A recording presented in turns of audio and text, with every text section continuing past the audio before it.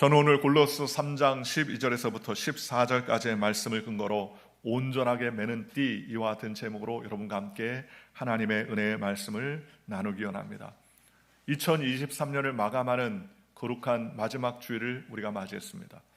우리가 이 한 해를 마감하는 가장 귀한 시간, 그리고 2024년을 새롭게 맞이하는 귀한 정점의 시간에 있다고 해도 과언이 아닐 것입니다. 이제 광음, 새로 오는 광음을 받아들이고 이제 옛 것을 보내버리는 이 귀한 시간에 우리가 어떠한 태도를 취해야 되겠습니까? 오늘 성경 골로새 3장 12절에는 우리의 삶의 모습을 의복으로 비유하고 있습니다. 너희는 하나님이 택하사 거룩하고 사랑받는 자처럼 긍휼과 자비와 겸손과 온유와 오래 참음을 옷 입고라고 말씀하고 있습니다. 여러분 2023년 한 해 동안 무슨 옷을 입고 사셨습니까? 어떤 메이커의 옷을 입고 사셨습니까? 오늘 성경은 우리가 입고 사는 옷이 긍휼의 옷, 자비의 옷, 겸손과 온유의 옷, 오래 참음의 옷을 입고라고 성경은 말씀하셨습니다. 우리가 뒤돌아보면서 2023년 한 해 동안 하나님께서 베푸신 귀한 의복을 가지고 잘 살아왔는지 뒤돌아보시기를 주님의 이름으로 축원합니다. 또 13절에는 우리가 마지막으로 우리가 거쳐야 될 중요한 것이 하나 있습니다. 누가 누구에게 불만이 있거든 서로 용납하여 피차 용서하되 주께서 너희를 용서하신 것 같이 너희도 그리하고 이 모든 것 위에 사랑을 더하라. 이는 온전하게 매는 띠니라. 일전에 제가 한 번은 양복을 입고 어디에 모임에 간 적이 있습니다. 그런데 모임을 급하게 가다 보니까 나중에 보니까는 운전하고 가는 도중에 벨트를 매지 않고 왔다는 사실을 알았어요. 바지에 벨트를 안 맸으니까 얼마나 불안합니까? 그렇잖아요. 물론 제가 그렇게 비대한 편이 아니라서 벨트를 매지 않아도 흘러내리지는 않는 그러한 크게 개의치는 않지만 그래도 양복을 입고 벨트를 안 맸으니까 언제 어느 때 위기의 순간이 다가올지를 모르지 않습니까? 아무리 그래도 괜찮다고 생각을 해도 제가 모임 때 보니까 자꾸 허리춤에 손을 자꾸 갖다 댔던 것 같아요. 그랬더니 옆에 있는 목사님이 왜 자꾸 허리에 갖다 손을 대냐고 그렇게 물어보는 거예요. 그래서 제가 우아기를 딱 보면서 보여줬어요. 벨트 안 매고 왔다고. 급하게 나오느라고 깜빡 잊고 벨트를 안 매고 왔다고. 그랬더니 박장대소를 하면서 아니 어떻게 벨트를 안 매고 다니냐고. 근데 어떻게 벨트를 안 매도 바지가 안 흘러간다고 그러면서 얘기하는데 자기는 벨트 안 매면 바지가 후룩 내려가기 때문에 멜빵을 할 때가 많다는 거예요. 그러면서 잠깐만 기다리라고. 그래서 나가더니 벨트를 하나를 새 걸 가져왔어요. 웬 벨트냐 그랬더니 막 웃으면서 나를 위해서 예비한 벨트 같다 그러면서 벨트를 얼마 전에 하나 선물을 받았는데 그걸 차에다 놓고 다녔었는데 아마 임자가 따로 있었던 것 같다고 그러면서 저한테 벨트를 줘서 벨트를 매고 그 다음부터 허리춤에 손을 안 대니까는 그 목사님 보면 저하고 눈을 맞으면서 웃었던 기억이 납니다. 모든 의복을 잘 정제해도 허리에 벨트를 착 매야 됩니다. 옛날 옷들은 더 그랬죠. 펑퍼짐한 옷이었기 때문에 허리에 벨트를 딱 띠를 띄어야지만이 의관을 정제한 마감이 될 수 있었습니다. 그런데 오늘 성경 뭐라고 말하느냐? 우리가 서로 용납하며 용서하되 주님께서 용서하신 것 같이 하고 사랑을 더하라. 이는 온전하게 매는 띠니라. 아무리 잘 입어도 멜빵을 안 맸던 그것은 문제가 되지 않습니까? 그러니 이와 마찬가지입니다. 우리의 삶도 마찬가지로 2023년을 잘 은혜 가운데 보내고 새로운 해를 맞이하기 위해서는 마지막에 띠를 하나 착 매야 됩니다. 그 띠가 뭐냐? 용서하며 사랑을 더하는 띠. 이것이 온전하게 매는 띠라라고 성경은 우리에게 말씀해 주셨습니다. 성도 여러분, 저와 여러분들이 온전하게 매는 띠는 용서와 사랑이 가득 넘치시기를 주 예수의 이름으로 간절히 축원합니다. 오늘 우리의 인생 가운데 용서하고 사랑하면 하나님께서 복을 주시고 은혜를 베풀어 주시는 거예요. 그러니 우리의 삶 속에 용서와 사랑이 강력하게 흘러넘치시기를 주 예수의 이름으로 간절히 축원합니다. 하나님은 용서의 하나님이요 사랑의 하나님입니다. 하나님은 우리에게 용서와 사랑을 주시기를 원하시는 분이라고 성경은 말씀해 주셨습니다. 아담과 하와가 하나님과 관계를 끊어진 것도 무엇입니까? 원수 마귀 때문에 그랬어요. 그래서 원수 마귀의 특징은요, 관계를 자꾸 끊어지게 하는 거예요. 그래서 다툼이 있고 관계가 어그러지고 문제가 생기는 것은 다른 것이 아닙니다. 원수 마귀가 우리를 자꾸 끊어지게 만드는 것이라는 거예요. 그러니 우리는 일생 가운데 하나님 앞에 사랑하며 용서하며 하나님께 영광 돌리는 거예요. 어떤 집안에 형과 아우가 있었습니다. 그런데 두 형제가 나이 차이가 별로 나지 않으니까 투격투격 잘 싸웠습니다.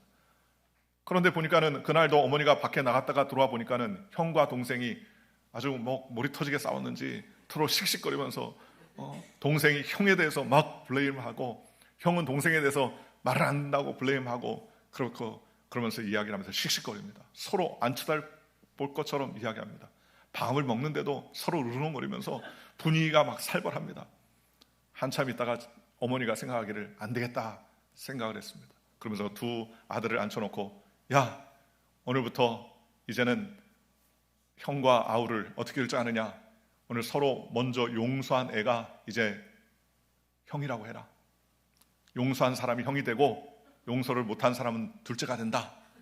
그러면서 어떻게 할래? 그랬더니 형이 벌떡 일어나더니 동생 미안해. 동생아 미안하다. 가만히 생각해보니까 자기가 아무리 형이지만 오늘 용서 안 하면 이제는 동생으로 내려갈 판이니까 어떡합니까? 용서해버렸습니다. 동생은 용서 안 해줘도 동생이니까 알았어. 그러면서 서로 용서해줬어요. 여러분, 우리가 주님 안에서 서로 용서하고 용납하고 사랑할 때 하나님의 은혜가 임하게 된다는 사실을 기억하는 저와 여러분들 되시기를 주님의 이름으로 축원합니다. 요한복음 8장 44절에 너희는 너희 아비 마귀에게서 났으니 너희 아비의 욕심대로 너희가 행하고자 하느니라. 그는 처음부터 살인한 자요 진리가 그 속에 없으므로 진리에 서지 못하고 거짓을 말할 때마다 제 것처럼 말하나니 그는 그가 거짓말장이요 거짓의 아비가 되었습니다 라고 말했습니다. 마귀는요 거짓의 아비입니다. 그래서 사람을 속이고 원한을 만들고 미움을 만들고 분노와 조소를 만드는 것이 마귀가 하는 일이라는 거예요. 그러니 마귀가 하는 일에는 항상 미움이 도사리고 있습니다. 깨어지는 역사가 일어납니다. 문제가 생기게 됩니다. 그러므로 우리는 이러한 마귀의 삶을 청산하기 위해서 하나님의 사랑과 용서를 우리가 받아들여야 된다는 것입니다. 하나님은 예수 그리스도를 십자가에서 몸짓고 피를 흘려서 우리를 위해서 모든 것을 내어주셨습니다. 하나님이 2000년 전에 그 아들을 말구에서 태어나게 하신 것은 우리를 사랑하셔서 우리의 죄악을 용서하기 위하신 것이에요. 그러니 예수님이 십자가를 통해서 몸과 피를 흘리지 않았다면 우리에게 용서함이 없었을 것입니다. 골로새 1장 20절과 20절에 그의 십자가의 피로 화평을 이루사 만물 곧 땅에 있는 것들이나 하늘에 있는 것들이 그로 말미암아 자기와 화목하게 되기를 기뻐하심이라. 전에 악한 행실로 멀리 떠나 마음으로 원수가 되었던 너희를 이제는 그의 육체의 죽음으로 말미암아 화목하게 하사 너희를 거룩하고 흠없고 책망할 것이 없는 자로 그의 앞에 세우고자 하셨으니 라고 말씀하고 있습니다. 오늘 저와 여러분이 다 용서의 사람이 되어야 됩니다. 마음에 쓴뿌리가 있다면 용서하시기를 주님의 이름으로 축원합니다. 성경에 나오는 사람들은 다 용서의 사람이었습니다. 스데반 보십시오. 스데반 집사는 돌을 맞아 죽었습니다. 그런데 돌을 한두 개 맞은 게 아니에요. 성경학자들은 돌을 맞아 죽으려면 미니멈 2000개에서 약 4000개 정도를 맞아야 죽는다고 합니다. 생각해 보십시오. 여러분 야구공 하나 맞아도 막 머리가 핑핑 돌고 화가 나는데 야구공도 아니라 돌덩이를 한 2000개 맞아 보십시오. 얼마나 화가 납니까? 자기가 죄 짓지 않고 자기가 나쁜 짓을 하지 않았음에도 불구하고 돌 맞아 죽는 스데반 집사는 어떻게 했습니까? 화를 내지 않았어요. 그런 무릎을 꿇고 하늘을 향해 두 팔을 벌리면서 기도하기를 하나님 저들을 용서하여 주시옵소서라고 기도했습니다. 요셉 보십시오. 요셉은 자기를 가나안 애굽에 팔아서 종살이하게 하며 온갖 고초를 당하게 한 형제들이 있었습니다. 그런데도 불구하고 그는 형제들을 만났을 때 그는 복수의 칼날을 갈지 않았습니다. 당신들이 나를 이곳에 팔았다고 해서 근심하지 마옵소서, 한탄하지 마옵소서. 하나님의 생명을 구원하시려고 당신들을 나보다 앞서 먼저 보내셨나이다 라고 오히려 형들을 위로하고 그들을 위로했다고 성경은 말씀해 주셨습니다. 다윗은 자기를 집요하게 죽여오는 사울과 또 사울 왕을 용서해 주었을 뿐만 아니라 아버지의 보좌를 찬탈하고 빼앗았던 압살롬도 그는 용서할 수 있는 사람이었습니다. 반란을 피해 도망가는 다윗에게 돌을 던지며 저주했던 시므이도 다윗은 용서할 줄 아는 사람이었다는 것입니다. 오늘 저와 여러분도 마찬가지입니다. 예수님도 우리를 위해서 용서하기 위해 죄악 가운데 몸을 찢고 피 흘리셔서 십자가를 지셨다는 것 아닙니까? 예수님은 십자가에서 못 박혀 돌아가시면서도 자기를 향해 비난하고 또 조소하는 무리들 향해 아버지여 저들의 죄를 사하여 주시옵소서, 저들은 자기가 하는 것을 알지 못합니다 라고 하나님께 간구하며 기도했던 것을 우리가 볼 수 있습니다. 그러니 사랑하는 성도 여러분, 저와 여러분이 하나님 안에서 2023년을 잘 마무리하고 2024년을 받아들이는 저와 여러분에게 미움의 쓴뿌리, 또 초조의 쓴뿌리, 상처의 쓴뿌리, 모든 근심과 걱정의 쓴뿌리가 예수의 이름으로 떠나 용서와 사랑으로 충만하시기를 주님의 이름으로 간절히 축원합니다. 미움과 복수심, 용서하지 못하는 것은 우리의 마음에 강력한 병을 일으키는 바이러스 같습니다. 요즘에 코로나로 인하여서 우리가 몇 년 동안 고통과 고난을 받지 않았습니까? 요즘에 코로나도 다 떠나는 것 같지만 아직 떠나지 않았어요. 그래서 코로나 백신을 맞지 않습니까? 얼마 전에 백신을 맞고 보니까는 그 의사가 하는 말이 앞으로는 매 해년마다 코로나 백신을 맞아야 된다는 거예요. 독감, 감기 백신 맞는 것처럼 해마다 맞아야 된다는 것입니다.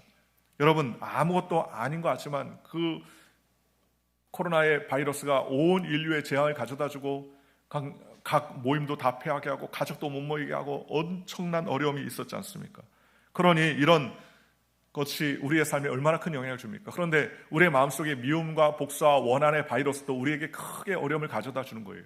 성경은 잠언서 14장 3절에 평안한 마음은 육신의 생명이나 시기는 뼈를 썩게 하느니라 라고 말했습니다. 여러분, 뼈를 썩게 하는 것이 뭐냐? 시기의 마음이라. 시기하는 마음, 원한의 마음들이 우리의 뼈를 팍팍 썩게 하는 거예요. 여러분, 뼈가 썩고 싶어도 다른 건 없습니다. 시기하고 원한을 가지면 뼈가 썩는 거예요. 잠언서 12장 10절에 미련한 자는 당장 분노를 나타내거니와 슬기로운 자는 수욕을 참느니라 라고 말했습니다. 미련한 자는 당장 분노를 막 일으킵니다. 그것이 잘하는 것 같지만 그렇지 않다는 거예요. 하나님께 기도하면 하나님께서 책임져 주시는 것입니다. 어떤 한 사람이 골목에서 어떤 청년에게 큰 봉변을 당했습니다. 신고를 받은 경찰이 즉시 현장으로 달려갔습니다. 어떻게 생긴 사람입니까? 라고 물어봤어요. 그랬더니 부인이 정신없이 외쳤습니다. 다른 건 못 받고 곱슬머리입니다. 곱슬머리입니다. 라고 소리를 쳤습니다. 자기를 해코지했던, 그래서 도둑했던 그 사람의 모습이 뒤에 보니까는 머리가 곱슬머리더라는 거예요. 그런데 마침 그곳을 우연히 지나가던 곱슬머리 청년 하나가 의심을 받았어요. 잡혔습니다. 경찰의 연행을 받았습니다. 뒤늦게 경찰서에서 달려온 부인의 남편이 너무 분하고 원통하자마자 곱슬머리 청년을 두들겨 패기 시작합니다. 얼마나 화가 나요. 그렇잖아요. 자기 부인이 봉변을 당하고 큰 어려움을 당했으니, 그런데 아내가 곱슬머리라고 지르는데 그 곱슬머리가 잡혀왔어요. 그러니 있는 힘껏 머리를 두들겨 패기 시작하면서 기리기리 날뛰고 경찰들이 말리는 중에도 불구하고 사정없이 두들겨 팼습니다. 청년을 맞아 죽을 뻔했어요. 너무나 순식간에 일어난 일인데 간신히 경찰에 뜯어 말려가지고 죽지는 않았습니다.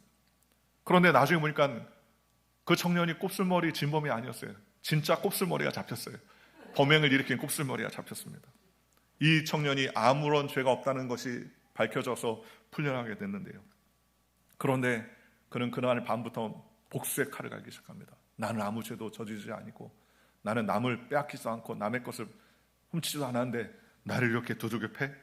내가 가만두나 보자. 그러면서 그는 복수의 칼을 갈기 시작했습니다. 그러면서 그는 칼을 샀어요. 내가 그놈을 반드시 죽이라. 그 부인의 남편을 내가 본때를 보여주겠다.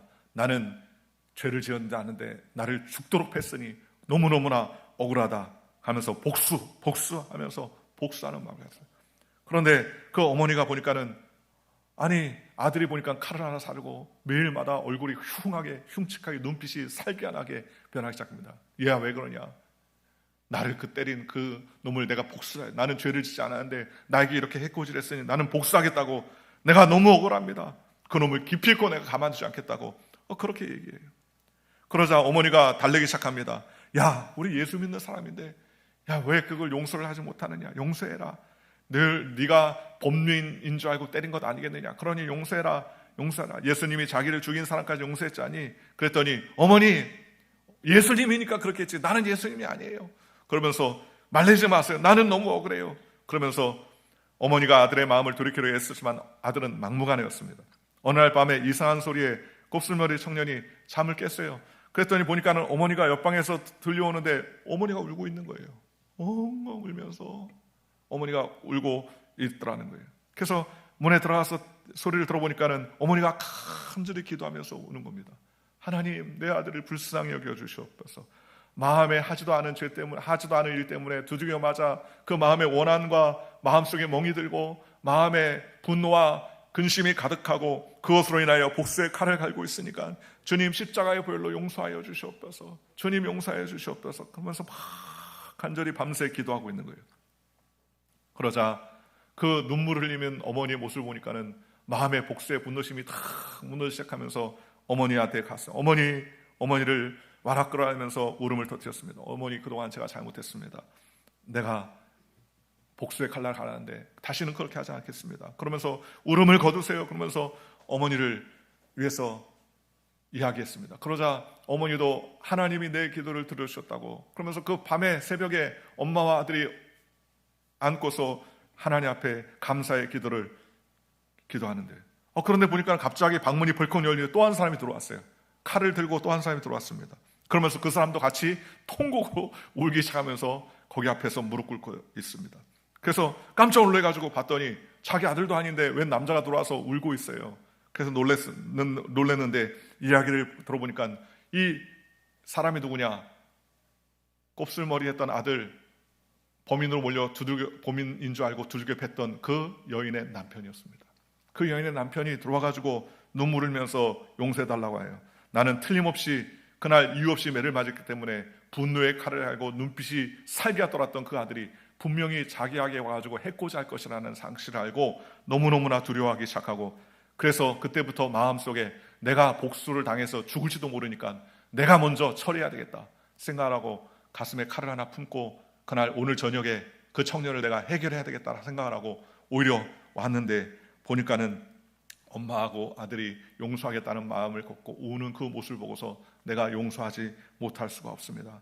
나를 용서해 주십시오. 이제는 이 칼로 나를 죽여도 좋습니다. 내가 잘못했습니다. 그러면서 엉엉 울더라는 것입니다. 그러면서 무시무시하게 선 칼날을 꺼내놓으며 용서를 구하게 되더라는 겁니다. 이렇게 된 이 세 사람은 다시 한번 끌어안고 용서하고 감격과 기쁨의 감사의 눈물을 흘렸습니다. 땅바닥엔 두 개의 칼이 반짝반짝 빛나고 있었다고 해요. 용서하니까 용서를 받는 것입니다. 오늘 저와 여러분도 마찬가지입니다. 이 땅에 살면서 우리가 남을 용서할 수 있는 사람이 되어야 됩니다. 그렇다면 왜 용서를 못할까요? 그것은 바로 내 안에 자존감, 내 안에 용서를 할 수 있다는 사실을 깨닫지 못할 뿐만 아니라 내가 용서해야 되는 사람임을 알지 못하기 때문이라고 성경은 우리에게 말씀해 주고 계십니다. 그러니 오늘 저와 여러분들이 하나님의 은혜 안에서 서로 용서하며 용납하는 믿음의 백성이 되시기를 주님의 이름으로 간절히 축원합니다. 왜 용서가 좋다는 것을 알면서도 실제로 용서 안 되는 이유가 무엇인가요? 그것은 내가 죄인이라는 사실을 깊이 깨닫지 못하게 되더라는 것입니다. 예수님은 용서에 대해서 비유하면서 임금에게 1만 달란트를 빚진 종이 비유로 가르쳐 말씀해 주셨습니다. 1만 달란트를 빚을 졌어요. 그 당시 유대 지역을 통치하던 헤롯의 왕의 1년 전체 수입이 약 900달란트였다고 합니다. 1,000달란트가 안 돼요. 그러니 1만 달란트를 빚졌다는 사실은 엄청난 갚을 수 없는 돈을 이야기하는 것입니다. 그런데 그 임금이 그를 불쌍히 여겨서 1만 달란트의 빚을 탕감해 주었습니다. 여러분, 이 이야기로 끝나도 얼마나 감동적인 이야기입니까?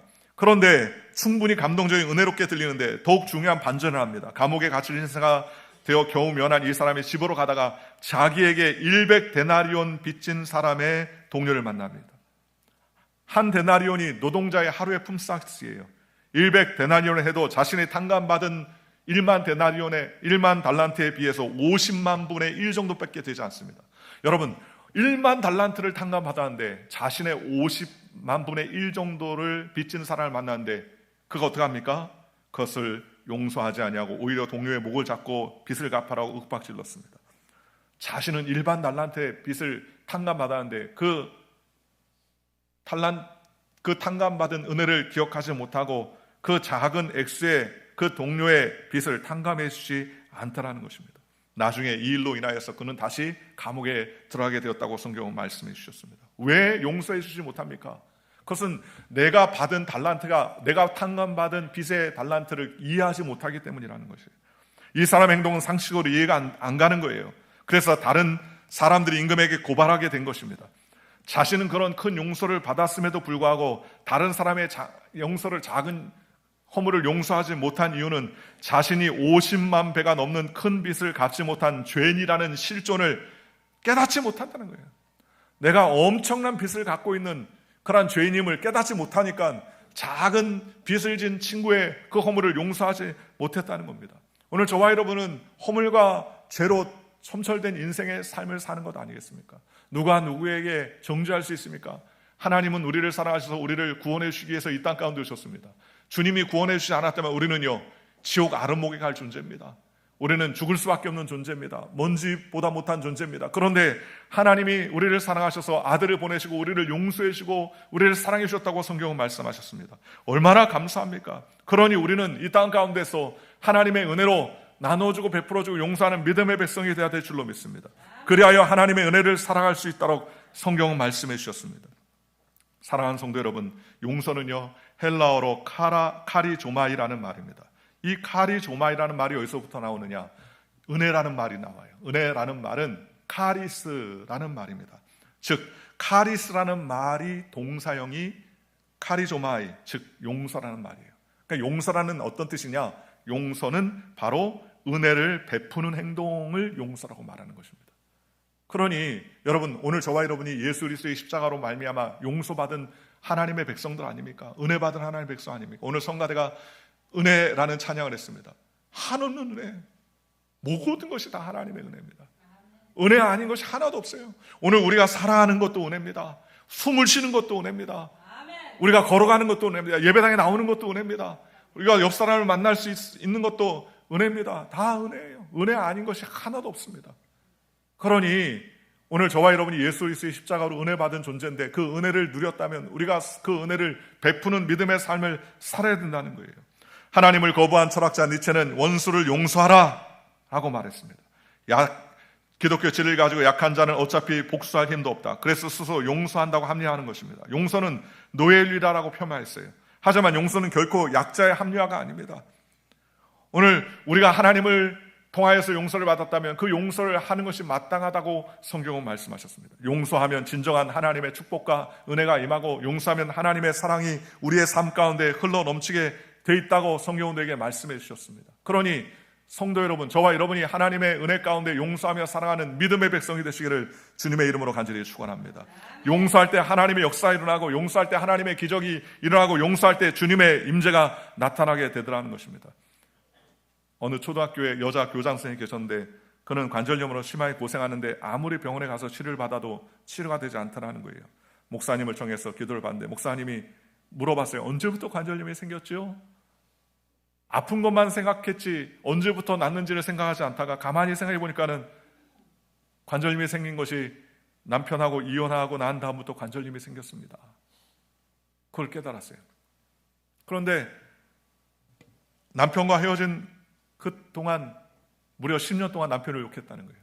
왜냐하면 살면서도 서로 잘 맞지 않아서 자꾸 싸우고 다투고 했는데 막 마음에 쓴뿌리가 나가지고 결국 서로 이혼 도장을 찍고 이혼을 했는데 이혼하고 나서도 매일같이 내가 인생을 잘못 살았다. 내가 저놈만 만나지 않았으면 내가 이런 고통을 받지 않았을 텐데 하면서 마음에 쓴뿌리가 늘 마음에 있어요. 그래서 10년 동안이나 저주를 퍼붓습니다.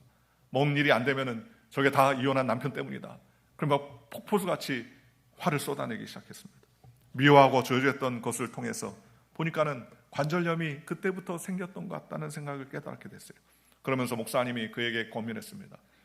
물론 병의 모든 원인이 죄에서부터는 아니지만 자매님의 관절염의 근원은 아마 그런 관계에서부터 시작한 것 아니겠습니까? 그러니 하나님 앞에 통회하고 자복하며 기도하고 오히려 그 쓴뿌리를 해결하는 것이 좋겠습니다 라고 간절히 축복하기 시작했습니다.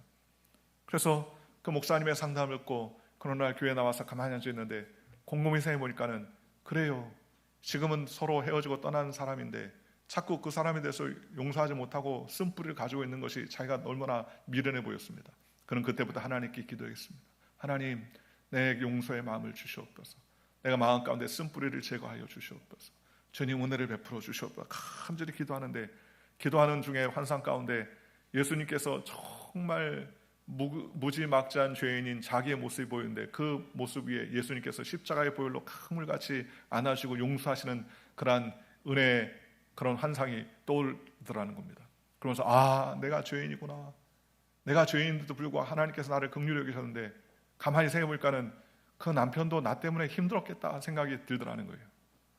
그동안은 내가 다 피해자라고 생각했는데 가만히 생각하면 그 사람도 얼마나 힘들었을까라는 생각이 들자 마음에 통곡이 나면서 하나님께 기도하면서 주님, 나 같은 죄인을 용서하여 주신 거 감사합니다 하면서 한없는 통곡과 통회를 자복하며 회개했어요. 용서는커녕 이제는 회개의 시간으로 한참 기도하고 나는데 그 다음부터는 헤어졌던 남편을 용서하기커녕 자기도 역시 남편에게 쓴뿌리가 되고 남편의 마음을 불편하게 했던 것 같아서 회개하고 통회하고 자복했습니다. 그리고 그 다음부터는 하나님 앞에 주님의 이름으로 그 남편을 용서를 했습니다. 그리고 나서 얼마나 울었는지, 울고 나는데 마음에 무슨 큰 체증이 딱 떠나는 것처럼 마음이 평안이 확 임하더라는 겁니다. 그리고 그날 저녁에 집에 와서 잠을 자는데요, 두 다리가 쫙 뻗어지더라는 거예요. 그동안 밤잠을 잘 못 타가지고 이리저리 뒤척거렸었는데 그날은 다리를 쭉 뻗고 잤습니다. 얼마나 잠을 자는데 아침에 새소리 들려서 일어났어요. 새소리에 잠을 깼습니다. 그런데 얼마나 마음이 편안하고 온몸이 부들부들 깨끗한지, 밤새 관절염이 있어가지고 잠을 못 자고 뒤척였던 밤이 수년째인데 그날은 아침에 일어나는데요, 마치 기름칠한 것처럼 몸이 부드러워지기 시작하더니 몇 개월 되지 않아서 관절염이 싹 깨끗이 낫더라는 겁니다. 여러분, 미움은 온갖 결점을 다 드러냅니다. 잠언서 10장 12절에 미움은 다툼을 일으켜도 사랑한 모든 허물을 가리느니라 라고 말했습니다. 미움은 온갖 결점을 다 들춰냅니다. 온갖 흉을 봅니다. 아무리 깨끗하고 잘난 사람이라 할지라도 미움을 가지고서 그를 쳐다보기 시작하면 온갖 결점이 다 튀어나오는 거예요. 그러나 사랑은 잘못한 것을 다 감싸주고 덮어주고 위로해주고 격려해주고 하나가 되게 하는 것입니다. 야고보서 3장 14, 16절에 그러나 너희 마음속에 독한 시기와 다툼이 있으면 자랑하지 말라. 진리를 거슬려 거짓말하지 말라. 이러한 지혜는 위로부터 내려온 것이 아니오 땅 위의 것이요 종의 것이요 귀신의 것이니 시기와 다툼이 있는 곳에는 혼란과 모든 악한 일이 있음이니라 라고 말했습니다. 혼란과 악한 일은 어디 있습니까? 시기하고 질투하고 다툼이 있는 곳에, 그런 곳에 마귀가 있다고 성경은 말씀하셨습니다. 그러니 귀신이 마음의 시기와 분란과 다툼을 일으키고 그런 것에 자꾸 불의와 고통을 가져다주고 도적질하고 죽음을 멸망시키는 일들을 세우게 하는 것입니다. 그러니 우리는 이 땅 가운데 살면 어떻게 해야 됩니까? 하나님께 영광 돌려야 돼요. 믿음으로 나가야 돼요. 넬슨 만델라 대통령 아시지 않습니까? 그는 약 26년 동안 외딴 섬에 감옥에 갇혀 있었습니다. 가장 중요한 정치범 수용소에서 있었는데 면회는 6개월에 한 번밖에 되지 않을 정도로 그렇게 고통 가운데 있었습니다. 편지도 6개월에 한 통 정도밖에 허용되지 않았습니다. 그는 흑인이기 때문에 분리주의자인 백인에게 미움을 받아서 무척 고통을 당하고 감옥에 들어왔습니다. 독방에 갇힌 지 4년째 되는 해에 그의 어머니가 숨졌어요. 그리고 그 다음에 큰 아들이 자동차 사고로 죽었습니다. 그럼에도 불구하고 장례식에 갈 수 없었습니다. 그의 아내와 딸들은 영문도 모른 채 집에서 쫓겨나게 되었습니다. 둘째 딸은 우울증에 시달리게 되었습니다. 감옥에 갇힌 지 14년째 되었던 어느 날 그의 맏딸이 아기를 낳았다고 면회를 왔어요. 그러면서 미리 보낸 편지에 부탁한 대로 아기의 이름을 지어달라고 그렇게 이야기를 했습니다. 면회를 왔어요. 그리고 미리 보낸 편지에 약속대로 아버지였던 넬슨 만델라는 아기의 이름을 적어서 그 쪽지를 딸에게 전달해 줬습니다. 그 딸의 쪽지를 열어보고 나서 그만 북받쳐 오르는 감정을 잊지 못하고 통곡을 했어요. 그 쪽지에는 그 딸 이름을 아즈위라고 했습니다. 아즈위라는 말은 희망이다라는 말입니다. 희망이다.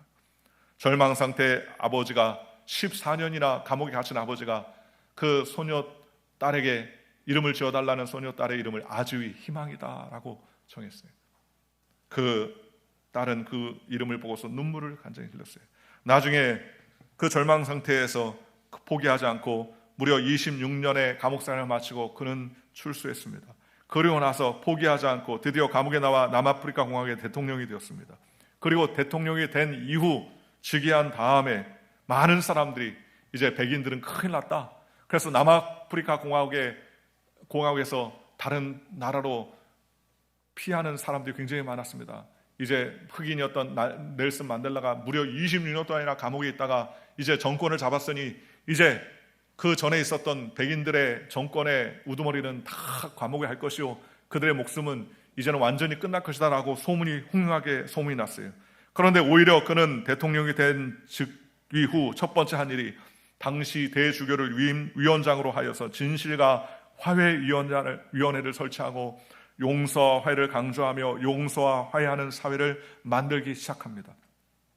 그래서 오히려 넬슨 만델라가 남아프리카 공화국에서 위대한 대통령으로 전 세계 많은 사람들에게 존경과 사랑받는 대통령으로 설 수 있게 되더라는 거예요.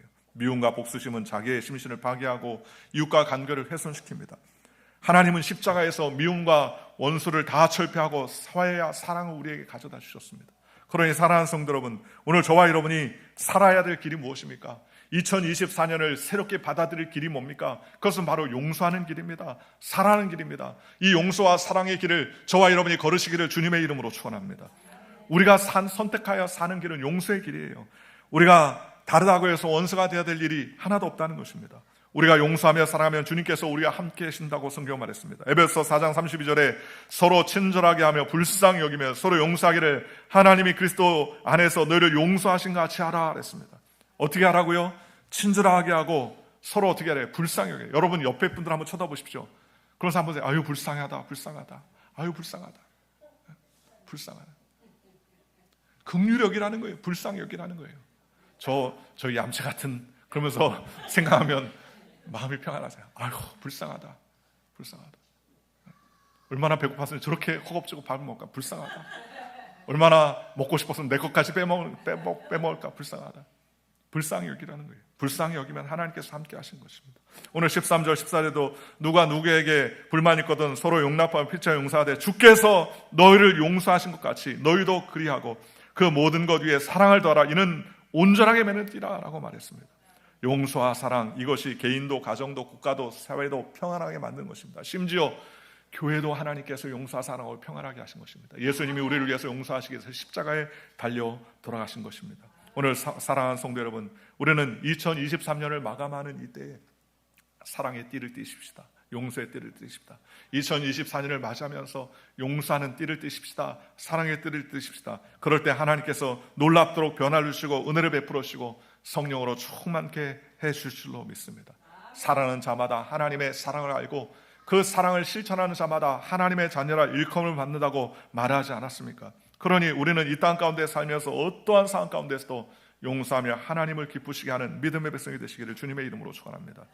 어떤 목사 개척 시절에 중고 소형차를 타고 거리를 운전하다가 붉은 신호가 들어온 것을 보고 직진하다가 벤츠 승용차를 탁 들이받았어요. 벤츠 승용차는 조수석 문이 부서지고 목사차는 폐차할 정도가 되었습니다. 가난한 개척교회 지서니까 목사님이 타고 다니는 차는 좋지도 않은 차이고 덜덜거리는 차였는데 더 큰 문제는 이제 상대방의 차가 벤츠차라는 거예요. 그런데 상대 차에서는 신사가 탁 나오고 부서진 소형차에서는 목사님이 나왔습니다. 보통 같으면 한국에서는요, 네가 잘했다 손가락질하면서 서로 따지기 시작하지 않습니까? 그런데 그 소형차에서 나온 목사님은 그 앞에 있는 신사를 묻자마자 다치지 않았습니까? 죄송합니다. 제가 붉은 신호인데도 못 보고 기도하면서 운전을 하다가 잘못되게 사고를 냈습니다. 모든 것이 제게 있으니 어떤 요구라도 제가 다 수행하겠습니다 라고 이야기했습니다.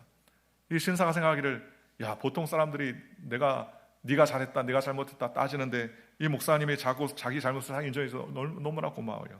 그래서 목사님이 잘못을 인정하니 고맙습니다. 목사님이 제 차 문 부서진 것만 보험으로 처리해 주십시오. 그러면서 명함을 주었습니다.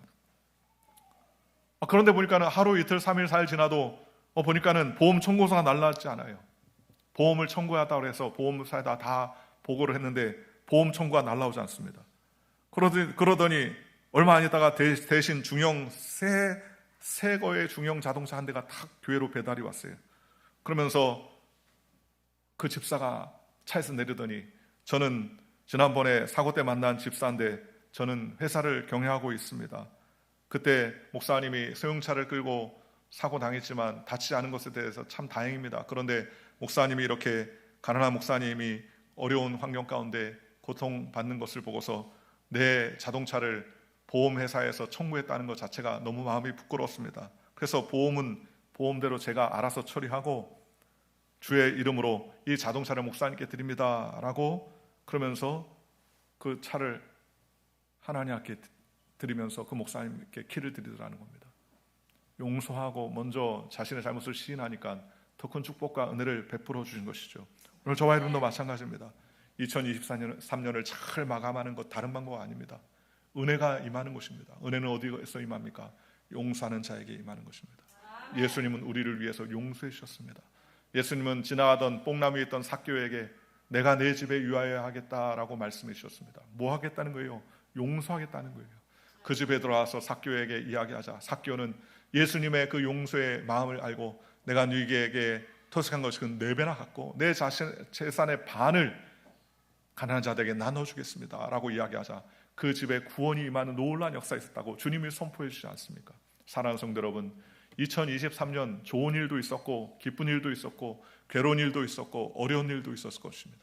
때때로 원한의 일이 있었고 미움의 감정도 휩싸일 때가 있었고 여러 가지 어려움도 있었을 것입니다. 그러나 오늘 주님 말씀하신 것처럼 용서와 사랑으로 온전하게 매는 띠로 묶고 2023년을 잘 마감하고 2024년을 뜨겁게 하나님의 사랑으로 달려가는 저와 여러분들 되시기를 주 예수의 이름으로 간절히 축원합니다.